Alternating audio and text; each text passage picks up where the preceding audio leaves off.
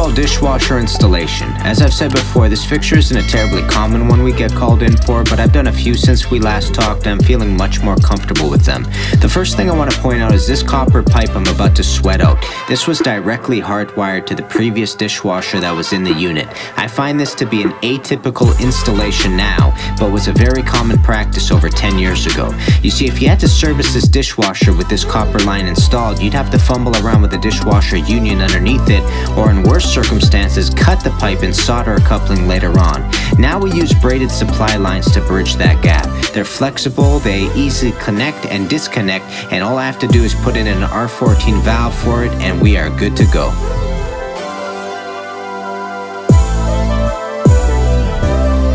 These R14 Dahl quarter-turn valves are our favorite valves to install, and you'll see me put them in every application set underneath the sink.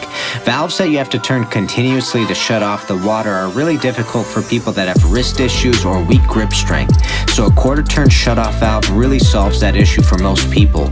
Also, I meet some customers that have a hard time understanding clockwise to close and counterclockwise to open. The Dahl valves provide clarity during a panic situation because of how fast they shut off the water.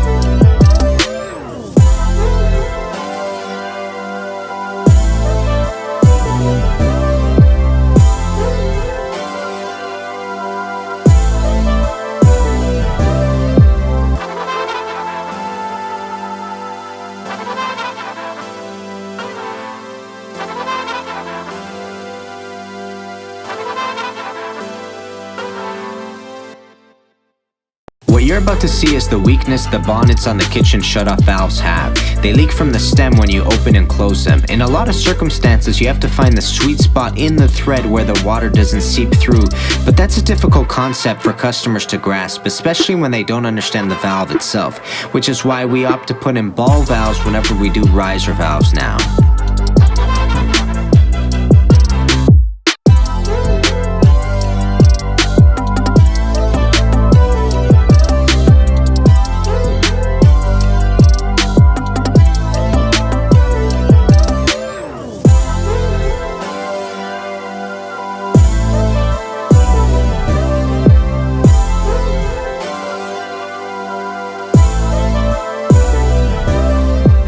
So as you can see, there is a lot of prep work that goes into getting a dishwasher set up for installation. You have to get the valve ready, you have to connect the drainage hose and the supply line to the dishwasher, then the electrical, and soon you'll be seeing me put in the clips that secure the dishwasher to the cabinet. But once that is all done, then the more difficult part kicks in, which is feeding everything through the appropriate holes, connecting the water and then the drain, and then leveling and securing the machine itself. That's where the finesse kicks in. Leveling used to be something I dreaded over my career, but I'm proud to say that I'm not as nervous about it now. If you're anything like me, I just want you to know there is light at the end of the tunnel. Leveling fixtures gets easier as you do it more and more, so keep your chin up and keep your level handy.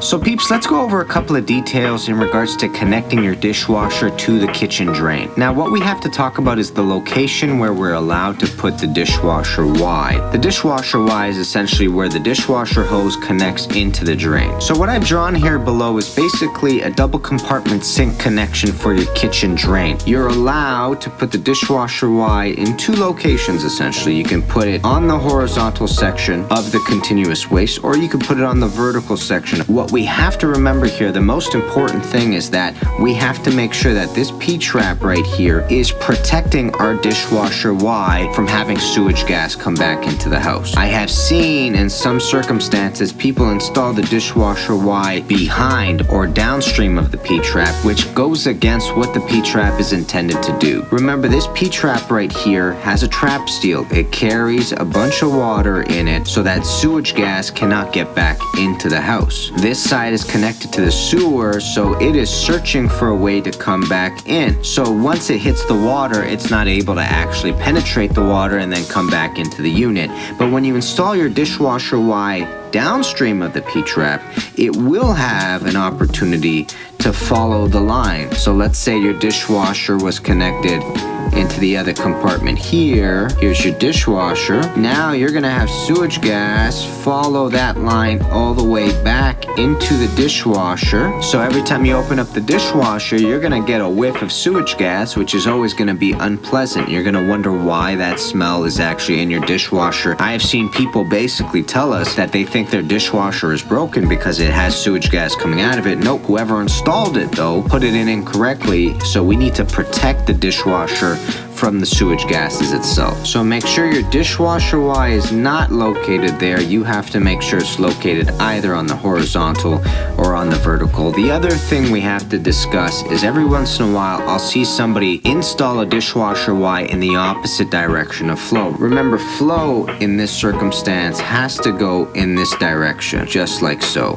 That's according to gravity drainage. Whenever you're creating a drain, you want gravity to do the majority of the work, and you want it to go with gravity rather than against gravity. That's why we slope the pipes the way we do, in order to make sure that the water goes in the appropriate direction. So here's a problem that I've run into. I've seen somebody connect the dishwasher Y in the opposite direction. So what'll happen is your dishwasher, which is again located right here, it's got its hose connection, and its hose connection comes in like so.